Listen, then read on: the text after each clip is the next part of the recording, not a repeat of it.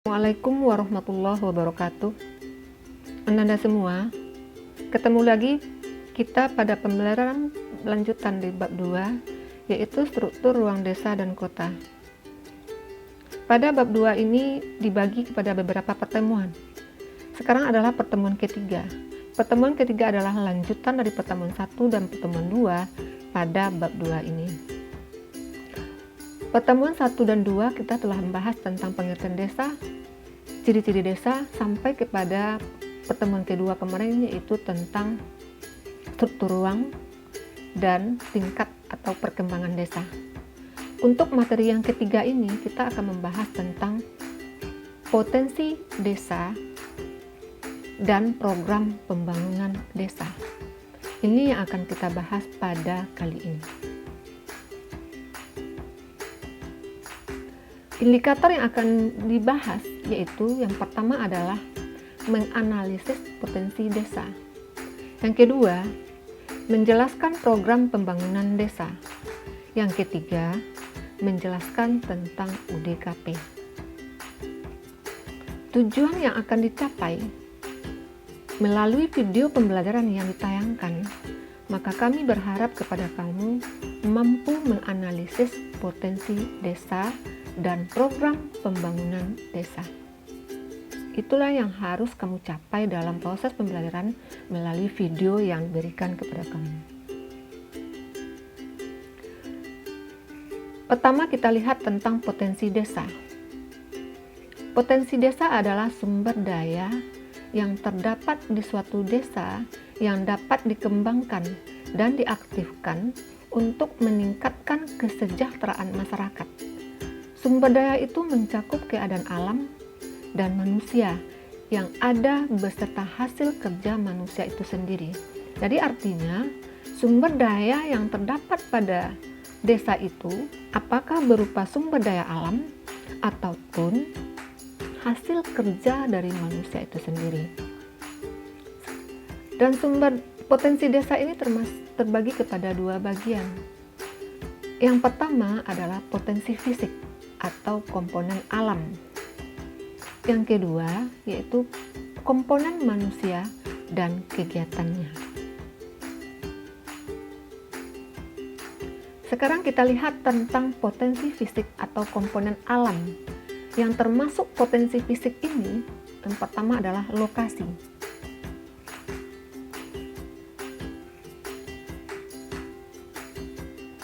Lokasi merupakan indikator bagi perkembangan desa.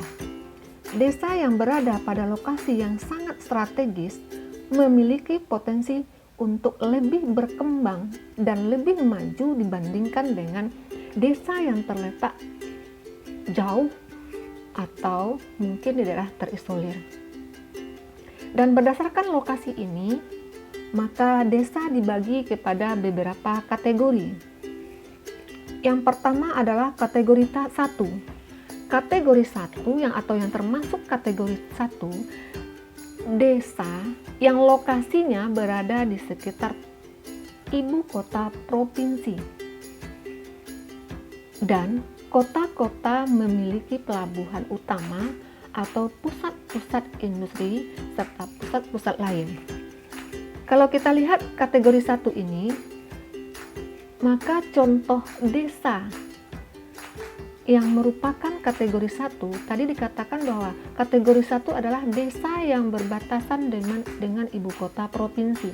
Kalau di daerah kita, tentu desa yang terletak sebelum kita masuk ke wilayah ibu kota provinsi Sumatera Barat atau Kota Padang. Itu adalah salah satu desa sebelum kita masuk ke Kota Padang. Itu adalah salah satu contoh desa. Artinya, lokasinya sangat strategis dan mudah dijangkau. Mungkin perkembangan masyarakat desa itu lebih maju, maka disebut juga dengan desa swasembada. Atau mungkin kegiatan atau aktivitas manusia sudah dipengaruhi oleh masyarakat kota. Yang kedua, kategori 2, merupakan desa yang berlokasi atau berada dekat dengan ibu kota kabupaten atau kota madya, atau memiliki pusat-pusat atau terminal antar kota, atau juga mungkin berdekatan dengan industri ringan, atau bisa juga pusat-pusat subregional.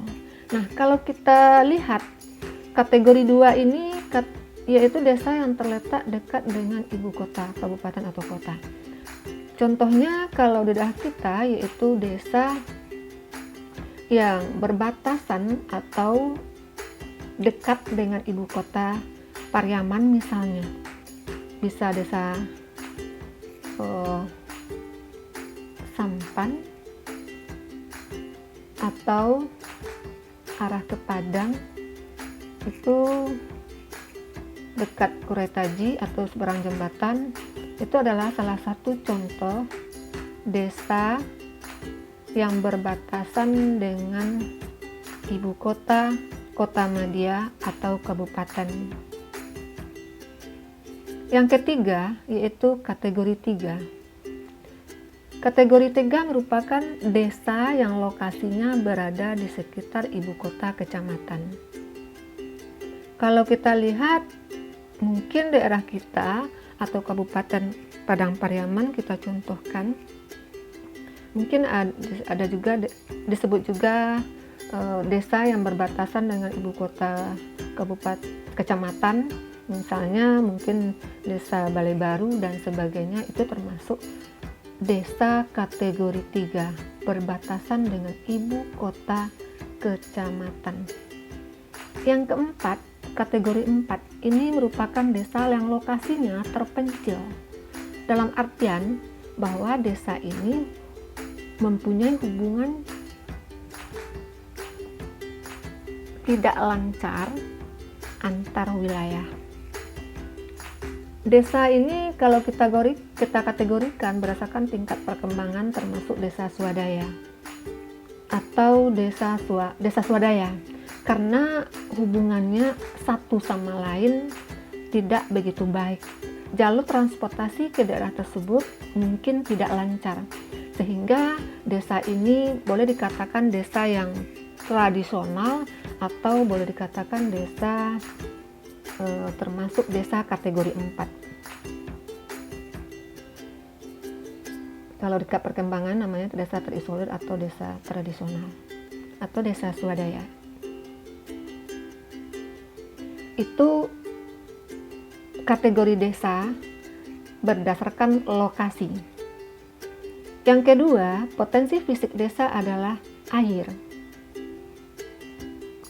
Kalau di daerah kita atau umumnya Indonesia merupakan daerah yang tropis dengan curah hujan yang sangat tinggi, atau sebut juga dengan tropik basah. Kita mengalami 2 musim, yaitu musim hujan dan musim kemarau, sehingga daerah kita mempunyai air freatik di samping adanya air artetis. Air artetis seluruh daerah mempunyai air artetis, tapi air freatik tergantung kepada iklim dan musim wilayah itu. Apabila daerah itu dengan curah hujan yang sangat tinggi, maka air freatiknya cukup besar. Nah, di wilayah pedesaan di Indonesia, sumber air sangat banyak di daerah kita, sehingga kita bisa memanfaatkan air tersebut bisa untuk rumah tangga, kebutuhan rumah tangga, bisa juga untuk industri dan perhotelan. Yang ketiga yaitu tanah. Karena negara kita merupakan negara iklim tropik basah, umumnya Indonesia mempunyai tanah yang sangat subur.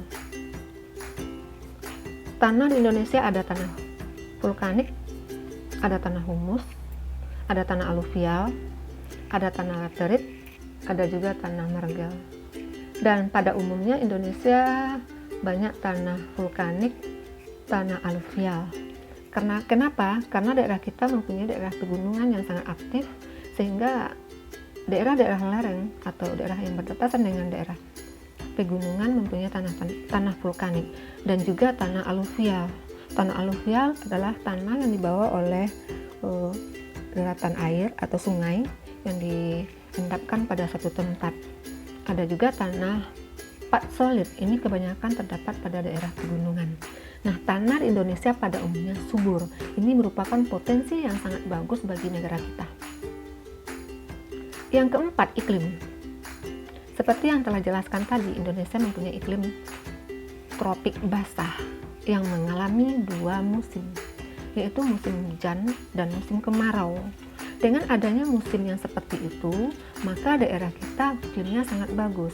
Walaupun kita terletak pada daerah tropik, tapi karena daerah kita merupakan, ini ada kaitan dengan bentuk daerah kita, karena bentuk daerah kita merupakan wilayah kepulauan, maka negara kita merupakan negara tropik basah dengan curah hujan yang sangat bagus, sehingga kapan saja kalau bagi desa untuk beraktivitas bisa terlaksana karena iklim kita sangat bagus. Yang kelima adalah keadaan nabati atau makhluk hidup. Flora. Di Indonesia terdapat beraneka ragam jenis flora atau nabati atau makhluk hidup lainnya. Sehingga ini sangat bermanfaat bagi kehidupan kita. Nah, di desa juga seperti itu. Potensi fisik di desa itu nabati. Banyak yang bisa mereka ambil dari pemanfaatan itu dan bisa juga menjadi ladang untuk mencari nafkah. Selanjutnya itu luas desa. Desa pada umumnya luas. Karena daerah yang luas itu subur. Semakin subur daerah itu semakin bagus, sehingga luas ini juga berpengaruh terhadap potensi wilayah pedesaan. Demikian untuk potensi fisik. Nah, sekarang kita masuk kepada potensi komponen manusia. Potensi komponen manusia maksudnya adalah penduduk desa merupakan potensi bagi desa itu sendiri, apalagi kalau masyarakat desa itu mempunyai tingkat pendidikan yang bagus atau kualitasnya sangat bagus, maka ini akan sangat berpotensi untuk tingkat perkembangan desa. Karena dengan potensi manusia yang bagus atau berkualitas bisa mengembangkan kemajuan atau pembangunan di wilayah itu sendiri. Yang termasuk komponen atau potensi manusia adalah yang pertama, yang untuk menggerakkan pembangunan desa, yaitu lembaga pemerintahan desa. Lembaga pemerintahan desa yang pertama adalah bisa lembaga musyawarah desa atau disebut juga dengan LMD atau sekarang namanya LPM, lembaga pembangunan masyarakat, atau bisa lembaga ketahanan masyarakat atau LKMD, dan juga di bidang ekonomi. Itu lembaga tersebut bisa membantu untuk perkembangan desa.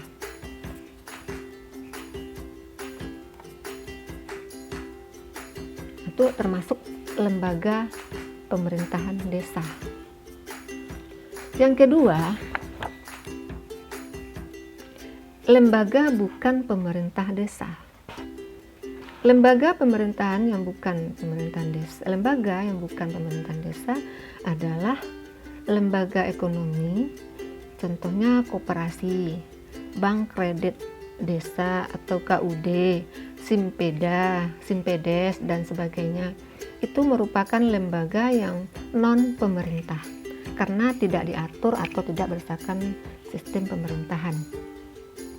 Ada juga lembaga kebudayaan atau kesenian, misalnya ada lembaga kebudayaan, kesenian, olahraga, dan perkumpulan seni, misalnya ada sanggar atau mengenai persatuan olahraga dan sebagainya, ada pencak silat misalnya, ada karate, takraw dan sebagainya. Itu merupakan lembaga di bidang kebudayaan.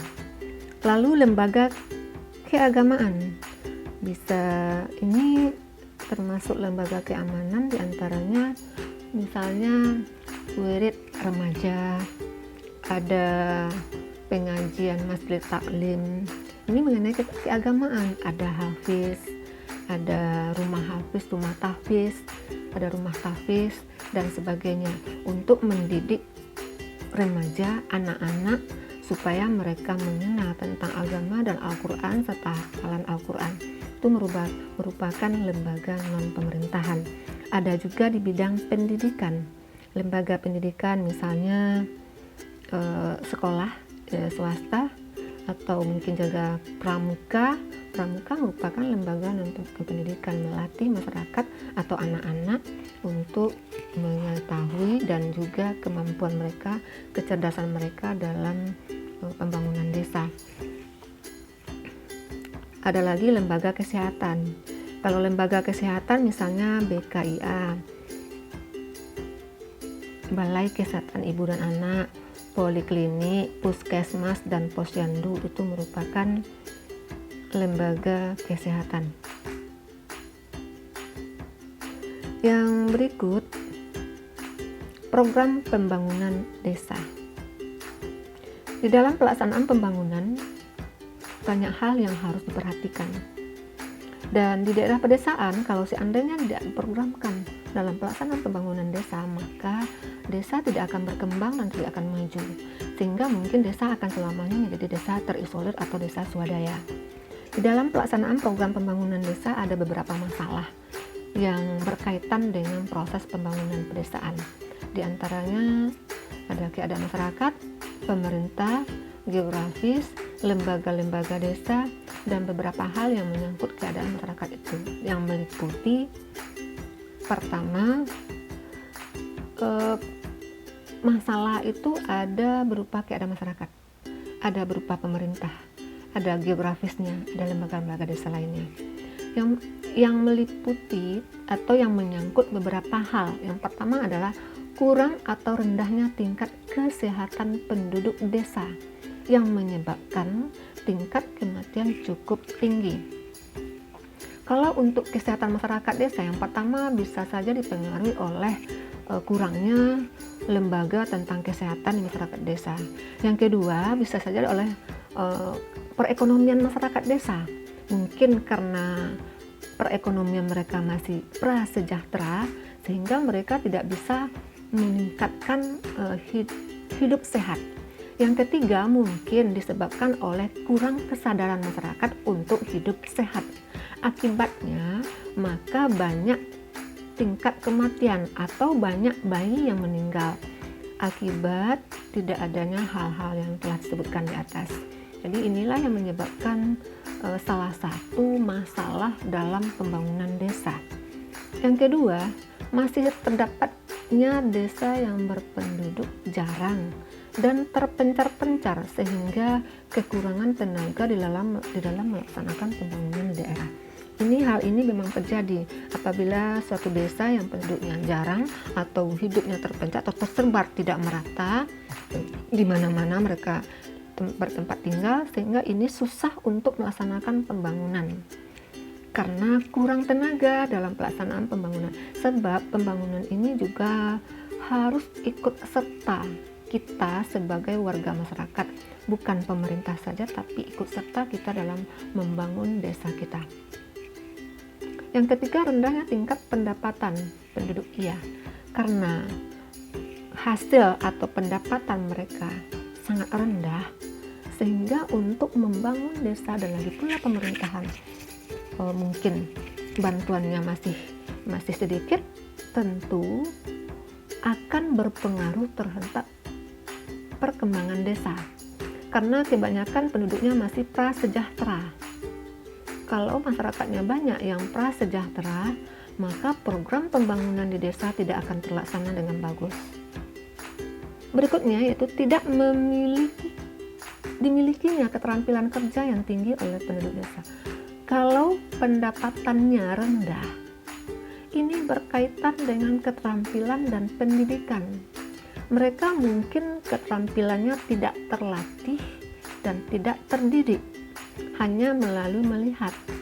atau mungkin terbiasa, sehingga keterampilan kerja mereka rendah. Ini yang menyebabkan juga kurangnya pelaksanaan pembangunan. Nah, kalau seandainya keterampilan pendidikan dan perekonomian mereka bagus, maka tingkat keterampilan kerja masyarakat desa sangat bagus. Beberapa kendala mengenai pemerintahan desa antara lain, nah ini juga salah satu dari masalah program pembangunan desa tidak terlaksana dengan bagus. Pertama, masih kurang koordinasi antara lembaga yang ada di pedesaan dalam melaksanakan pembangunan. Ya, kerjasama antara lembaga yang ada dengan pemerintah desa. Kalau lembaga desanya kurang kerjasama di antaranya, maka hal itu juga terjadi permasalahan. Berikutnya yaitu masih banyak lembaga penyalur pendapatan masyarakat yang belum berfungsi sebagaimana mestinya.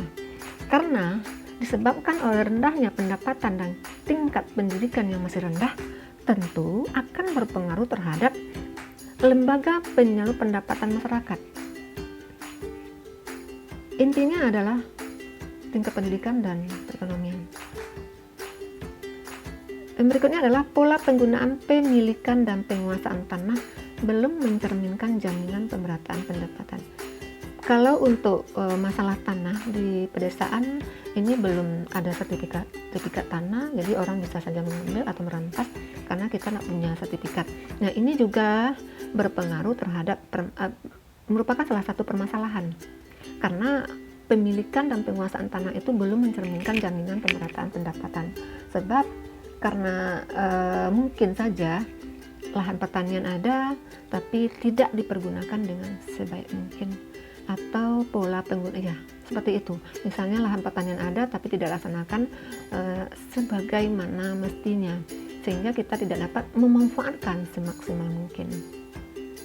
Berikutnya adalah hubungan lembaga pemerintah desa baik dengan lembaga pemerintahan di atasnya maupun dengan lembaga di luar lembaga tersebut kurang serasi. Hubungan antara pemerintah di atasnya dengan lembaga di desa ini kurang bagus atau tidak serasi, mungkin tidak ada kerjasama sehingga menghambat jalannya pembangunan di pedesaan. Itu adalah permasalahan. Kendala mengenai keadaan geografi di desa antara lain adalah kendala di bidang geografi. Kurangnya prasarana yang menyebabkan desa tidak dapat berkembang dengan baik. Prasarana bisa prasarana transportasi, prasarana pendidikan, prasarana kesehatan. Kalau ini masih kurang, maka desa tidak akan berkembang dengan baik. Jumlah penduduk dengan lahan pertanian tidak seimbang. Mungkin di daerah kita tidak terjadi hal ini karena lahan pertanian kita sangat luas, dan ini mungkin desa-desa yang sudah padat penduduknya, maka antara jumlah penduduk dengan lahan pertanian ini tidak seimbang. Penduduknya sangat banyak sementara lahan pertanian sedikit. Dan di daerah kita ini masih bisa dilaksanakan. Berikut adalah penduduk yang jarang dan terpencar sehingga di desa terjadi kekurangan tenaga kerja. Nah, di desa ini penduduk kita jarang. Ada pula yang urbanisasi. Mereka mencari pekerjaan di kota. Mereka terjadi urbanisasi sehingga desa kekurangan tenaga kerja. Ini penyebabnya adalah karena lahan atau sarana pekerjaan di desa kurang, maka mereka lari ke kota sehingga desa kurang tenaga kerja untuk membangun. Dan juga disebabkan oleh terpencar, tidak memusat tapi terpencar-pencar sehingga sangat jarang dan juga merasa kesulitan dalam proses pembangunan. Beberapa desa di daerah pinggiran kota terlalu berat menerima penduduk yang berurbanisasi sehingga timbul masalah baru seperti meningkatnya angka kejahatan, pengangguran, dan sulitnya mendapatkan perumahan. Ini maksudnya karena mereka enggan tak mau mencari pekerjaan atau berurbanisasi sehingga mereka tetap menetap di desa itu sendiri. Akibatnya mereka kekurangan pekerjaan. Nah, kalau seandainya ini berlangsung, kejahatan akan berlangsung, tingkat pengangguran akan tinggi, dan juga sulit untuk mendapatkan perumahan. Iya, mereka tidak mampu untuk membuat atau mendirikan rumah tinggal bagi mereka. Nah, ini yang bermasalah bagi mereka karena mereka tidak mau berurbanisasi. Selanjutnya itu prinsip-prinsip pembangunan desa disusun berdasarkan beberapa kebijakan, di antaranya pengembangan tata desa yang teratur dan serasi. Pengembangan tata desa yang teratur dan serasi maksudnya bahwa untuk membangun suatu desa kita harus ada tata ruangnya dan juga apakah desa itu mampu menerima pembangunan tersebut. Nah, ini yang harus diperhatikan di dalam pembangunan desa. Tata ruang desa harus kita perhatikan dan juga kemampuan desa harus kita perhatikan dalam pelaksanaan pembangunan. Ini adalah merupakan prinsip. Yang berikut yaitu peningkatan kehidupan ekonomi yang kooperatif. Maksudnya bahwa mereka harus kerjasama, harus saling kerjasama dan saling menolong di antara mereka dalam meningkatkan kehidupan ekonomi mereka. Karena kita tahu masyarakat desa merupakan masyarakat yang kooperatif. Mereka saling kerjasama, saling gotong royong, dan mereka saling kenal. Mereka sangat membantu dan saling membutuhkan di antara satu sama lain. Berikut pemanfaatan sumber daya manusia dan sumber daya alam yang ada. Harus kita manfaatkan. Kita tidak boleh mengabaikan sumber daya yang ada pada desa itu. Kita manfaatkan apakah sumber daya alamnya ada yang sangat bagus. Umumnya di pedesaan itu sumber daya alamnya bagus. Karena daerah kita merupakan daerah yang kaya, yang subur, dan airnya sangat cukup. Dan juga manusianya dimanfaatkan. Jangan kita mencari sumber daya manusia ke tempat lain. Kita manfaatkan semaksimal mungkin sumber daya yang ada di desa. Yang berikut yaitu pemenuhan kebutuhan masyarakat desa yang esensial. Kalau bisa, desa harus mampu memenuhi kebutuhan masyarakatnya. Atau disebut juga dengan mampu berdiri sendiri. Misalnya kebutuhan pangan. Kita harus mampu memenuhi kebutuhan kita. Untuk itu, kita harus berusaha agar kita tidak mengimpor dari luar. Yang berikut yaitu peningkatan prakarsa dan swadaya gotong royong masyarakat desa. Kalau ini masyarakat desa sangat bagus. Rasa gotong royong mereka sangat tinggi dan mereka sangat saling tolong menolong dalam kehidupan dan seia sekata yang disebut juga gemenschaft, karena mereka saling kenal dan sifat rasa kemanusiaan yang sangat tinggi. Selanjutnya yaitu Unit Daerah Kerja Pembangunan atau disebut juga dengan UDKP. UDKP adalah suatu wadah sistem perencanaan, pelaksanaan, pengendalian, dan pengevaluasian pembangunan yang terkoordinasi dan terpadu di suatu wilayah kecamatan. UDKP ini ada di kecamatan, dan mereka akan terjun ke daerah desa-desa karena UDKP adalah merencanakan sesuatu pembangunan di wilayah pedesaan, lalu melaksanakan. Setelah mereka rencanakan, mereka melaksanakan di lapangan dan dikendalikan dan tidak dibebaskan saja dalam proses pembangunan, lalu ada evaluasinya yang terkoordinasi, terpadu di suatu wilayah. Jadi artinya bahwa UDKP ini merupakan suatu sistem. Ada rencana, ada pelaksanaan, ada pengendalian, ada evaluasi. Sehingga bisa melaksanakan pembangunan di wilayah pedesaan. Kedudukannya adalah daerah kecamatan. Fungsi UDKP. UDKP mempunyai fungsi yang sangat bagus. Yang pertama adalah mengkoordinasi berbagai kegiatan pembangunan sektoral, regional, impres, dan swadaya masyarakat desa. UDKP ini mengkoordinasi, dulu kan ada impres, instruksi presiden, mungkin sekarang tidak, mungkin ada juga. Lalu ada lagi pembangunan tentang sektor tertentu, misalnya sektor di bidang jalur transportasi, atau mungkin pembangunan wilayah bidang pendidikan, kesehatan, dan sebagainya. Nah, ini dikelola oleh UDKP, ini adalah fungsi UDKP.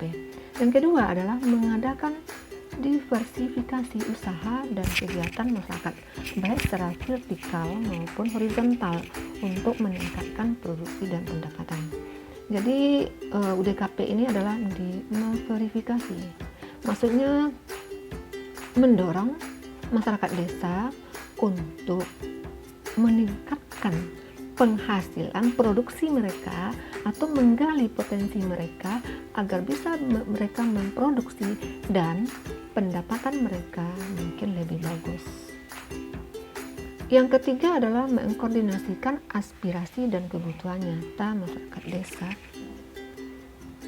dengan berbagai macam program dan kegiatan pembangunan yang berasal dari pemerintah. Ini merupakan mengkoordinasi aspirasi dan kebutuhan masyarakat. Mereka mengkoordinasikan apa kebutuhan masyarakat, lalu mereka membuatkan programnya supaya pembangunan berlangsung, mengembang pembangunan di desa, di wilayah pedesaan sangat bagus, dan juga pembangunan tersebut berasal dari pemerintah pusat. Yang keempat adalah menginformasikan data dan permasalahan desa-desa dalam wilayah kecamatan yang hendak diatasi dalam jangka pendek. Nah, fungsi UDKP ini adalah menggali, mencari informasi atau data masalah-masalah yang ada dalam wilayah pedesaan, wilayah desa, lalu nanti menginformasikan ke wilayah kecamatan dan mencarikan solusinya dalam jangka pendek, bisa jangka menengah, atau jangka panjang. Yang kelima, mewujudkan laju pembangunan dan pemerataan hasil-hasilnya bagi masyarakat desa. Maksudnya yaitu laju pembangunan, meningkatkan pembangunan wilayah pedesaan sehingga bisa meningkatkan perekonomian masyarakat desa. Nah, demikianlah pembelajaran kita pertemuan ketiga bab 2 ini tentang potensi dan pembangunan wilayah pedesaan. Terima kasih. Wassalamualaikum warahmatullahi wabarakatuh.